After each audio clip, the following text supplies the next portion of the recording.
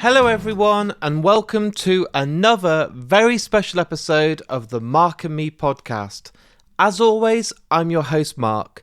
Now, you know from the last week that I was at 2000trees Festival. I had an absolute blast. I got to perform twice, live on stage as part of a podcast for Free as a Magic Number, and then on the Saturday as a Mark and Me special with Jen from False Advertising. That episode was recorded and is out there for you guys to listen to now.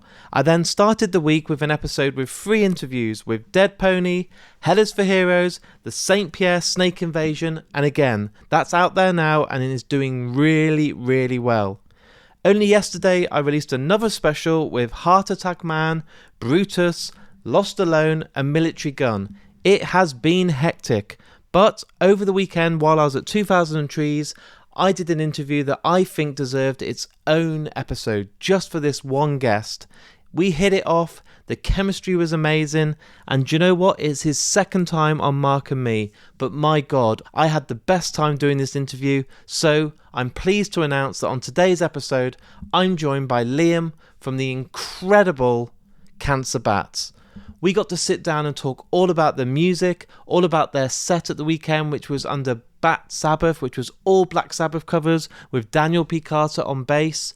We get to talk about influences, skateboarding, and so much more. The energy is like nothing else I've recorded all weekend, and honestly, it's one of my favourite interviews that I've done at any festival. So what I want to do now is to get straight to the interview. So here's me and Liam from the amazing Cancer Bats talking all things music.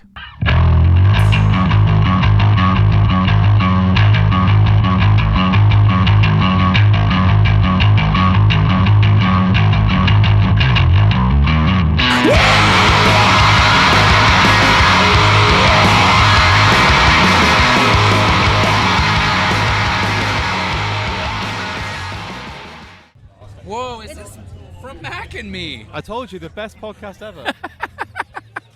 That's why it's called Mark and Me. Oh, you get it now. From the film that no one saw.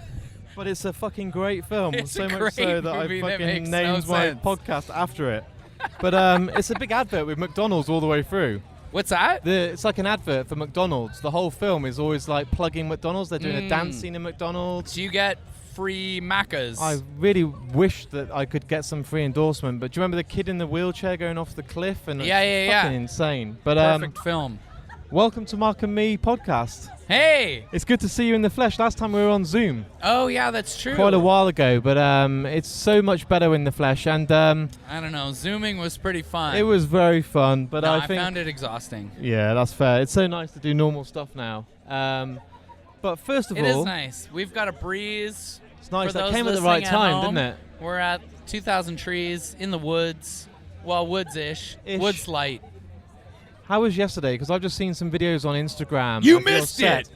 Dude, I've got my wife in an Airbnb and I had to leave early. Man, But- poser alert. I know, but it looked fucking awesome. No, it was awesome. It was awesome. Did you rehearse for long? Because Dan Did it obviously sound Dan- like we didn't? No, it sounded like you must have rehearsed for weeks, and I was thinking, how long have these guys had? Because Dan's in the UK, and I thought, No, we only rehearsed the day before. We went up to Sheffield, to the While She Sleeps warehouse, Wow. the Sleeps Brothers warehouse, and we got to set up and rock some tunes. And yeah, we just jammed for a few hours. But I mean, Dan's been on the cover of Bass Player magazine not Yeah. once but twice. that's awesome. So when we were looking for a shredder, I Yeah. was like, man, we should get Dan to do it. And then, He was up for it. Yeah. You've only got to say to him Black Sabbath, and he'll be like, sold. well, the nice part too with like getting people to take on the Black Sabbath, task, Yeah, of course. is that a lot of people learn how to play their instrument by learning Black Sabbath songs. Yeah. So it's like, hey, do you know how to? And they're like, oh yeah, like I learned. I know how to those play. songs anyway. Yeah. And Yeah. a lot of people know most of them, and then it's just nailing down "Symptom of the Universe" and like a couple others. So how did the idea come about? Was it just a bit of We fun? got asked to do it in 2009. Do you remember Sonosphere Yes. Festival? Yeah, Sonosphere Festival asked us if we wanted to do like a cover set. Yeah. And they were like, you can pick any band. And we were like, oh, we'll do Black Sabbath. That'll be sick. And that's where we came up because they were like, we need a secret name. And we're like, okay, call it Bat Sabbath.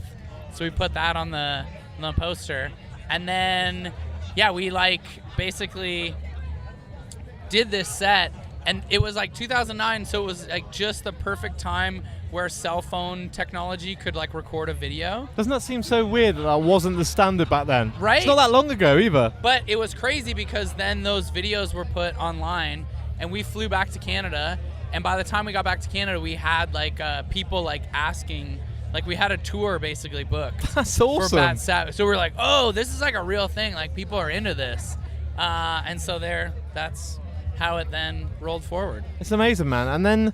And we love, gigging, having fun. Any excuse to get out there and play shows. Yeah, being silly. Well, the thing is, you guys were locked away for 2 years, so now you're let off your leash again after this whole COVID thing. True. You can now go out there and be like, let's make up for lost time and play every fucking show we can ever play whenever we can. Yeah, let's have some fun. Yeah. I mean, yeah. That's what you should be doing. It's what we should always be doing. I was having a blast, though, over the lockdown. I'm going to be honest. I was riding skateboards and dirt bikes. I got really good at dirt biking. I got decently good at skateboarding. I was having a blast. There's kind of the nice things. When I talk to people about the pandemic, a lot of people are like, oh, it's awful, I couldn't see my family. But people are like, I wrote a book, or I learned to ride a fucking skateboard, or they're doing stuff that they've put on hold for so long. I didn't really do anything apart from learn how to do some gardening, which is really un-rock and roll. But did you... But I felt like I learned how to grow strawberries and tomatoes in the garden. So me and my wife were having salads that I was like, I made this. You grew everything for the salad. We did. Dude, nothing tastes better than that. It was pretty damn good as well. I was quite impressed. Hell yeah. But skateboarding, like, I'm too old now. I'm 41. That's okay. I worry I'm going to break a bone. I mean, do you worry you're going to break a bone when you walk downstairs? Never. Because that's how lots of people break ankles and do things. And I think this is the thing.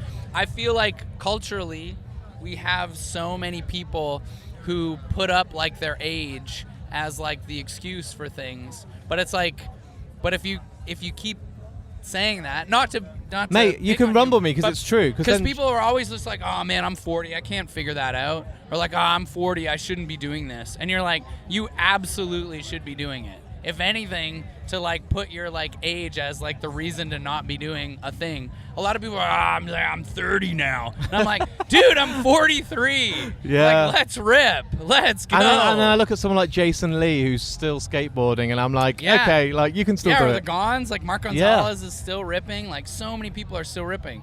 Man, Tom Cruise, did you see that stunt where he rides the dirt bike off? He's 60. I'm still sitting there thinking he's gone insane. Like he has no fear at all. Got it. Yeah. He's nailing it. It's fucking awesome.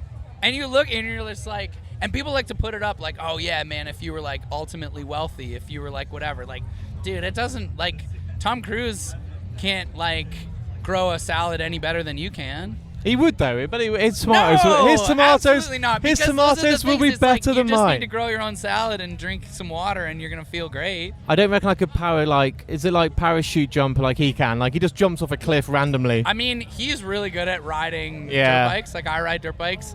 Like I wear full gear. And so to see him charging at like huge jumps with no helmet is nuts. Did you only do this during lockdown, or have you rode bikes? I've been riding for like a while, but I was riding dirt bikes like 3 and 4 times a week. And it's like anything, just the more seat time you have, the more time you put into anything. So having 2 years off gave you a chance to not go on tour and just get good at that again. Get good at that. But I was also learning tons of stuff. Taught myself how to use like Procreate, that like drawing program. Yeah. And then I ended up doing all the artwork for the Cancer Bats album. That's awesome. I was just like, yeah, man. And I was like, oh, you know what? We put up these barriers of like, you can't teach an old dog new tricks or whatever. And I was like, man, I'm going to learn every trick I can. Everything. Yeah. Like produce the album, do the artwork, do all the distribution. Fuck everyone else now. No middlemen. It's just me. That's it. Cancer Bats, we're self-managed. We're our own record label. That's I did awesome. The art. We did all the demos ourselves. Like we just figured out how to do demos on our computers. See, this is good. good. We've been doing this band for so long, and we've put up these like barriers in front of ourselves to like not figure these things out. It's like, let's just do it. Let's do it all. So with Cancer Bats going so long, I had Brandon Boyd on recently from Incubus, and we were chatting about how he still gets the same drive and passion every day to still perform. How many times has he played Drive? Do you know what I mean? Like, it's insane. Incubus, massive. But what is it that makes you still want to get up and do Cancer Bats every day? I mean, it's Incubus, really, that gives me the drive. That's the drive. If they can do it, I can do it. Brandon Boyd, I ain't gonna shit on you. No. I think it's that you do see those people that also get so much out of it.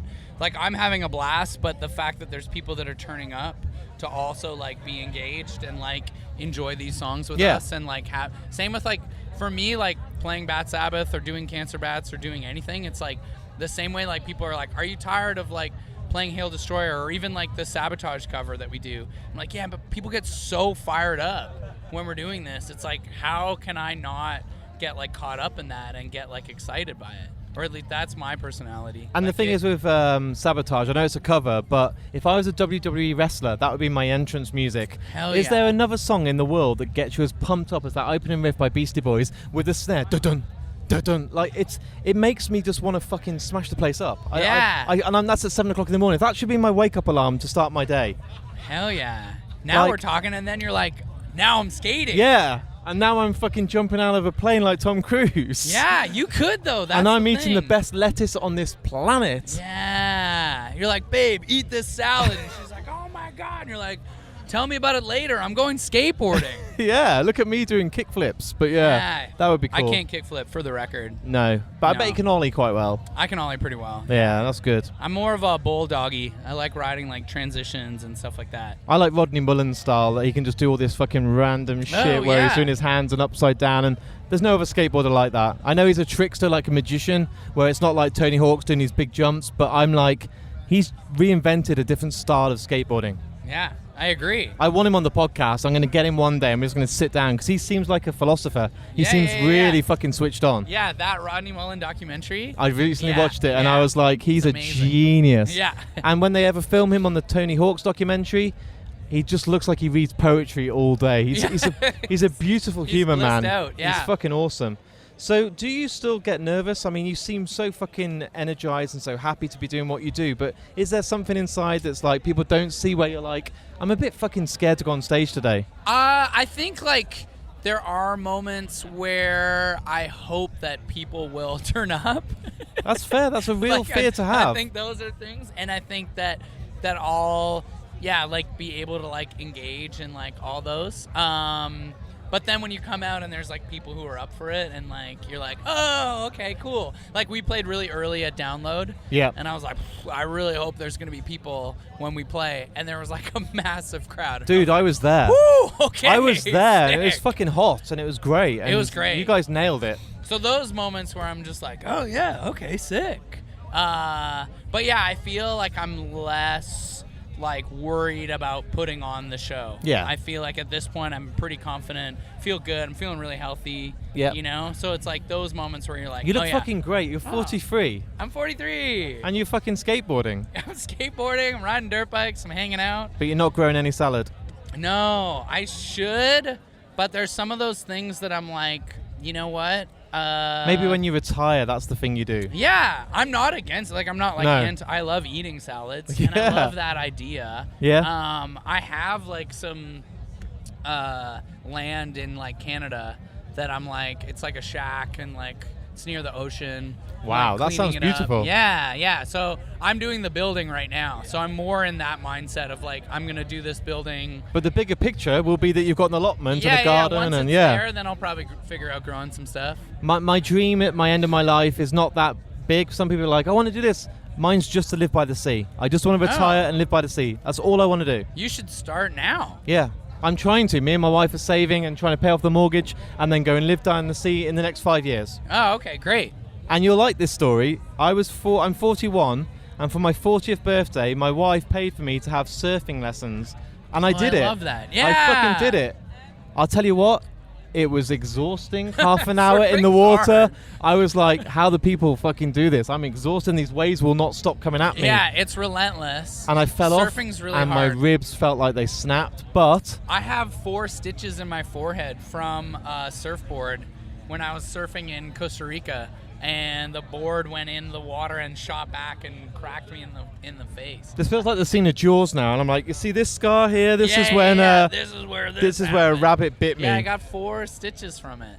My God. But do you still do it? I will admit, on this podcast, on the record, Yep. I haven't felt the You never got the rip.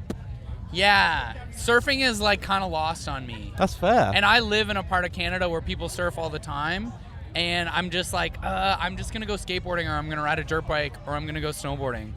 Like, those are all the things. But maybe you retire by the sea because you've got this land, and then you might be like, I'm going to go in the sea and just fucking chill. I like swimming in the ocean. Yeah. I like body surfing. I Yeah. like being out there. It's not out of like a fear. It's just like you said, like I kind of like do it, and I get I get up on the wave and then I do the thing, and I'm like, I'm not feeling this like. Whereas like when I rip on a dirt bike, I like feel that. It's adrenaline, isn't it? Yeah. Like it kind of either like makes sense or it doesn't, you know what I mean, to you. It's like when I'm snowboarding, I'm like, oh yeah, hell yeah. And then my same friends are going out surfing in like, it's like the same weather. They're putting on like really thick wetsuits and they're going out into the ocean, and I'm like, ooh, no, I'm good. I'm gonna just go snowboarding. But that buzz you're talking about is what I get when I do podcasting. That's why I do it every day, 7 days a week, because talking to you now, it's like discovering someone else, finding out their background, a new story, sharing stories with someone that you've only just met, and then you walk away and you've got that moment captured that no one else will have, only us in that moment. Yeah. And that, it sounds weird, I don't get the fucking passion of a big wave or suddenly making a kickflip or something, but there's something there that you like. Have you landed a kickflip though? Yeah. Because I'll tell you, I can heel flip, Yep. and landing some heel flips feels nuts. Yeah. It feels, when you land a big trick that you've been battling for, that's what I just want to say for the listeners out there. When you land that heel flip or when you land that kick flip and you like call me up and you're like, I get it. Yep. Like, But that's me with an interview. Like, in this moment, this is my ollie. yeah, like, yeah, we're yeah, connecting, totally. So I'm like, well, I've just this done an interview's ollie. probably closer to ollieing. Yeah. Yeah, but in a minute, if we feels carry good. on like it's going well and we're enjoying it and we know Emma and we could connect, I might do a kickflip in the next 5 minutes. Yeah. And that'll be a lot of pressure on you because you've got to help me kickflip. Oh, yeah. We could get there. I'm ollieing quite high now. I'm getting some good air. The back wheels are completely off the ground. It sounds good. Feels good. What's the rest of the year looking like for you? Are you kind of now in the zone of like, I just want to keep gigging, or do you want some time off, or do you want to record, or? I want to keep gigging. Yeah. To be fair, I'm not one of those guys that loves the studio. I'm a road dog. Yeah. I like Getting out there. I like crushing shows. I like that energy. I like that's why I'm like into making music. I feel like the studio is pretty like sterile. It's like less fun. It's that to me is like more the job part. Yeah. I like jamming and like writing music and stuff like that and like writing lyrics, but it's not my favorite. I like ripping a show and spitting everywhere and like having a blast. And do you have like we have more touring. Have you got like a tour to announce? Or is there people? Yeah, we're actually announced now on a Cavale Attack tour. Wow. That's happening around Europe in October. Is that There's UK no based? UK. Fuck you. I need to get on a But- plane. I mean, Cavell Attack are great as well. yeah, there are like really good homies too. When we they really changed like those vocalists, guys. I was worried. I was like, are they going to still sound as good? And then they came back and I was like, oh my God, they've never been away. Like, Yeah. this is so good. Yeah, that band rips. So we're really excited to be heading out with them. Closest show is probably Antwerp or Hi, Germany. We're in Antwerp. You know. But what a better time to explore Europe? Yeah, Hey, rethink the Brexit. You know, let's get out get there. out there. We'll do some skateboarding. Yo, let's. I'm gonna have a board with me. I'm going to learn in the next 6 You months. have until November 1st. I'll meet you in Okay. Antwerp, And I'll do an ollie over a can of pop.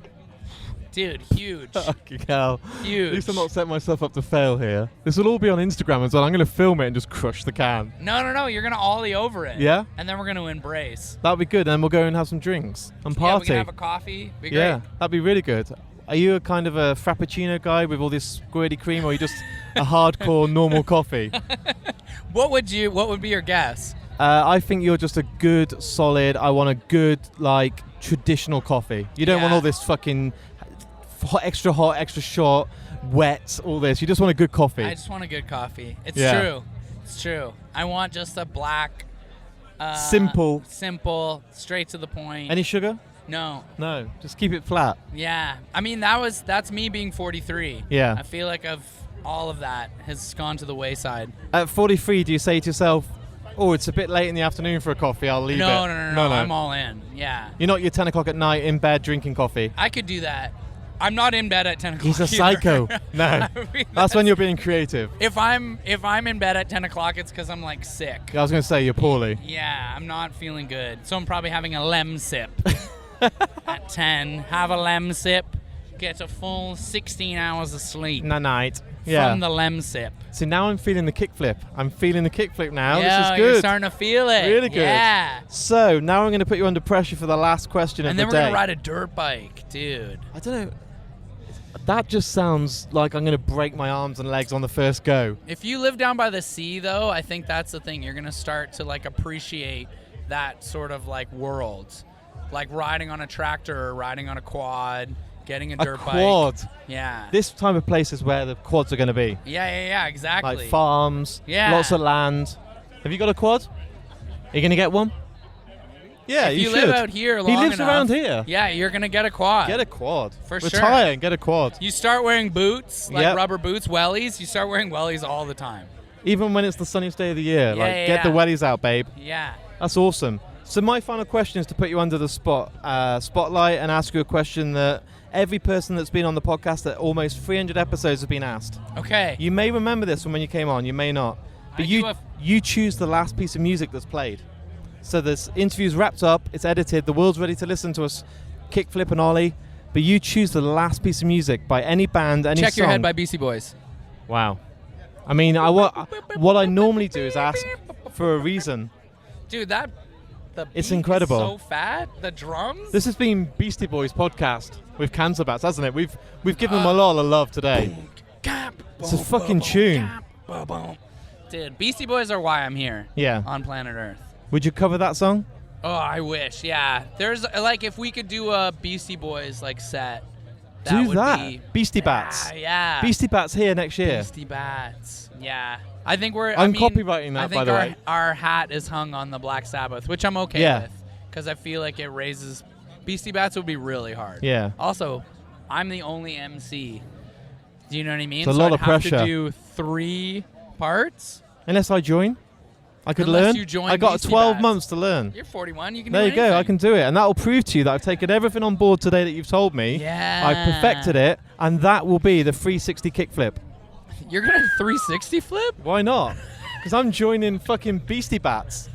It's official. I can't fucking wait. It's official. We're going to do love Intergalactic to start in the forest stage. I actually had this. Okay, so in between Sabotage, you know, the pause. Incredible. Happens, I was like, what if, and it's never come to fruition, but what if we then went into Intergalactic as the outro? Oh my God. Right? Why don't you do this now? I know. It's because I have all these crazy ideas. I had a dream the other day that we opened our download set with a cover of Today by Smashing Pumpkins. You never even have to say who it's by. Today is one of the greatest songs. Siamese Dream is one of my favorite albums of all time. Like, Billy Corgan at that stage in his career wrote the best album. Yeah. Absolutely Fact. mind-blowing. Fact. Absolutely unbelievable. I love that we're ending on this note. I mean, we could also play that song for those who don't know it. I like the song Mayonnaise. Yeah, dude, Like, I love that whole album. Yeah, it's that incredible. That whole album is the best, start to finish. That to me is like that era too of when you wrote an album to actually be an album. Yeah. Do you know what I mean? There's like, thought gone into the whole context of how it should start, how it should end. Yeah, it's like written as a whole record. And then sure. also when you do stuff like Tonight, you put a theatre production into a music video, which doesn't happen anymore. Like, oh yeah.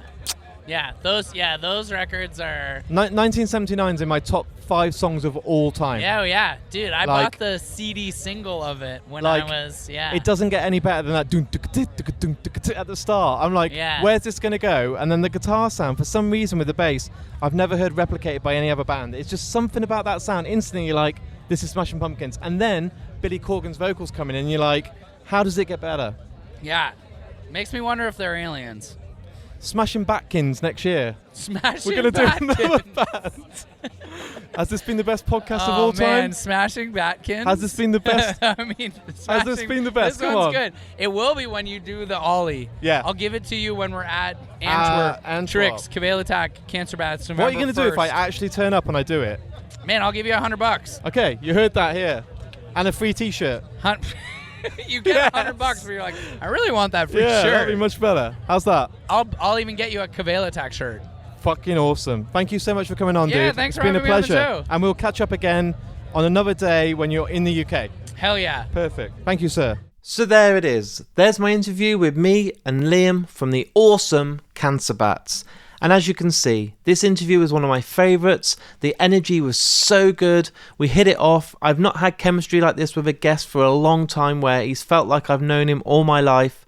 And it's just unbelievable. And that's why I've given him his own episode as a special for 2000 Trees.